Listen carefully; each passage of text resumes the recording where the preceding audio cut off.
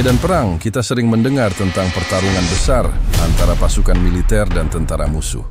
Namun, ada kalanya konflik itu terjadi dalam situasi yang tidak terduga, melibatkan perbedaan yang lebih kompleks dan penuh dengan ketegangan antara pihak yang seharusnya bekerja sama untuk menjaga keamanan negara. Salah satu kisah yang mencuri perhatian adalah peristiwa yang terjadi di Tarakan, Kalimantan Utara, sebuah kisah yang berawal dari sebuah insiden kekerasan yang melibatkan polisi dan tentara dan berakhir dengan pembalasan yang mengguncang institusi kepolisian setempat.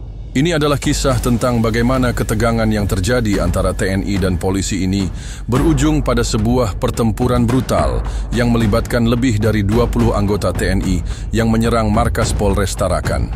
Keberanian dan kehormatan adalah dua nilai yang selalu dijaga oleh kedua institusi ini.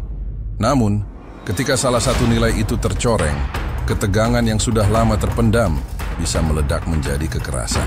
Peristiwa ini, meskipun tampak seperti pertempuran biasa, sebenarnya mencerminkan ketegangan yang lebih dalam antara dua kekuatan negara yang seharusnya menjadi sekutu.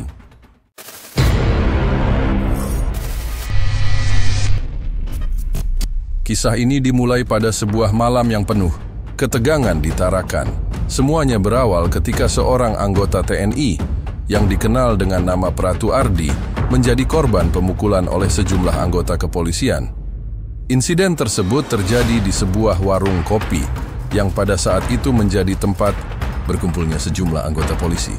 Pratu Ardi yang sedang menikmati secangkir kopi setelah bertugas, tanpa sengaja terlibat perselisihan dengan beberapa polisi yang berada di sana. Menurut saksi mata, ketegangan ini dimulai dari cekcok kecil yang terjadi di antara Ardi dan beberapa polisi tersebut. Entah karena masalah sepele atau karena saling memandang dengan curiga, pertengkaran tersebut dengan cepat berujung pada kekerasan. Salah satu polisi yang tidak terima dengan sikap Ardi memukulnya dengan keras, dan yang lainnya ikut serta dalam pengeroyokan tersebut. Ardi, yang tidak sempat melawan banyaknya polisi yang menyerangnya, hanya bisa merasakan sakit dan keputusasaan. Namun, kekesalan yang timbul akibat kejadian itu bukan hanya milik Ardi, tetapi juga seluruh anggota TNI di Tarakan. Kekerasan yang dilakukan oleh polisi terhadap seorang anggota TNI di mata banyak tentara adalah penghinaan besar, bukan hanya karena anggota TNI tersebut dihina, tetapi juga karena martabat mereka sebagai prajurit yang mengabdi kepada negara dipermalukan di depan umum. Banyak anggota TNI yang tidak bisa menerima kenyataan bahwa rekan mereka diperlakukan seperti itu oleh pihak kepolisian yang seharusnya saling menghormati dalam menjalankan tugas negara. Kejadian tersebut mulai menyebar dengan cepat di kalangan anggota TNI. Tentu saja, perasaan marah dan dendam mulai menggelegak. Namun, untuk beberapa waktu, suasana tampak tenang. Tidak ada reaksi terbuka dari pihak TNI. Mereka tahu bahwa mereka harus berhati-hati agar tidak memperburuk keadaan. Akan tetapi, di balik ketenangan tersebut, ada sebuah rencana yang sedang disusun dengan cermat oleh para prajurit TNI di Tarakan. Mereka yang merasa dihina dan ingin membela kehormatan TNI mulai merencanakan sesuatu yang besar. Mereka tahu bahwa menyerang secara langsung bisa berisiko besar, tetapi mereka juga sadar bahwa mereka harus memberikan pelajaran yang cukup keras untuk memastikan kejadian serupa tidak terulang. Tidak hanya satu atau dua anggota TNI yang merencanakan balas dendam ini, tetapi lebih dari 20 prajurit yang bersumpah untuk memberikan pelajaran pada pihak kepolisian. Pagi hari setelah kejadian pengeroyokan, satu persatu anggota TNI yang terlibat dalam rencana ini mulai berkumpul di sebuah pos terdekat. Mereka mengatur strategi dan menentukan titik serangan. Para prajurit yang sebagian besar merupakan anggota dari satuan elit TNI mengasah ketangkasan mereka dalam menggunakan berbagai jenis senjata. Mereka juga mempersiapkan peralatan yang akan digunakan untuk merusak fasilitas dan menyerang balik pasukan polisi yang telah menghina mereka. Salah satu anggota yang terlibat, Sersan Mayor Ridwan, menjadi pemimpin dalam perencanaan tersebut.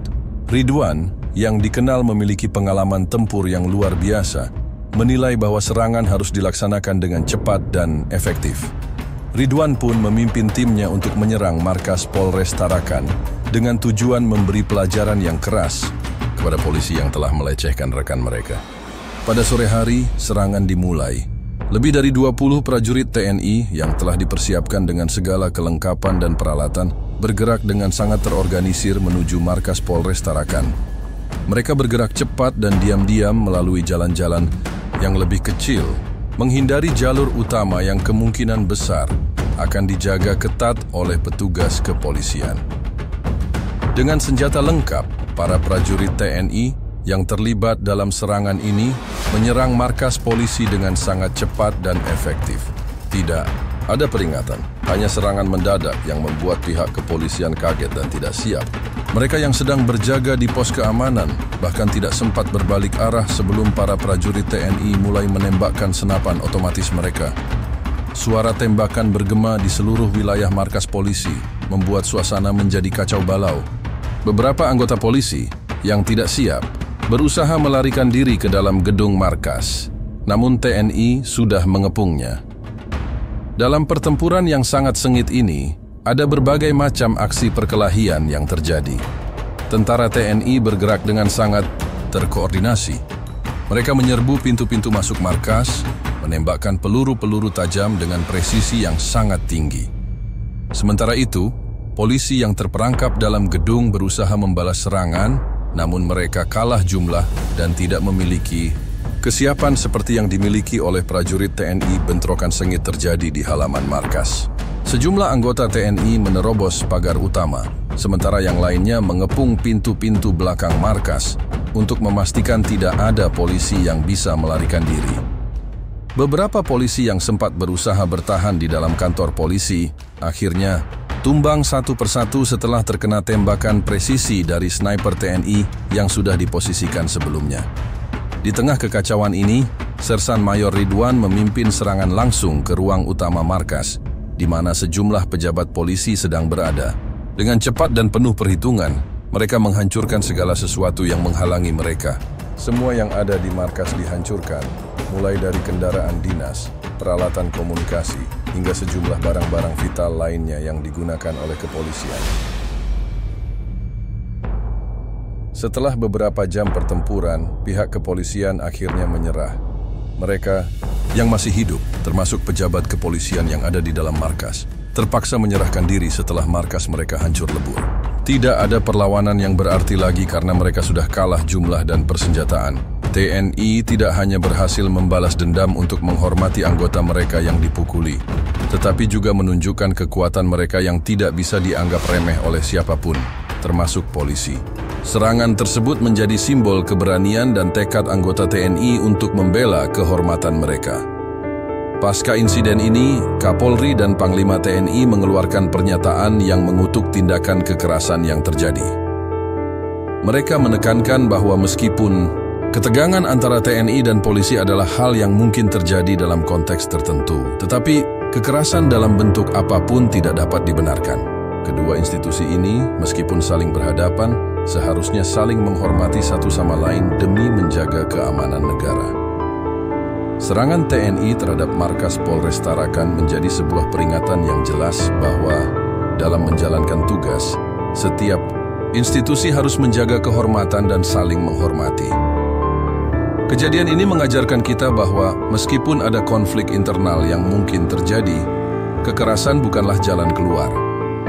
Namun ketika kehormatan sebuah institusi terancam, reaksi yang keras seringkali tidak terhindarkan.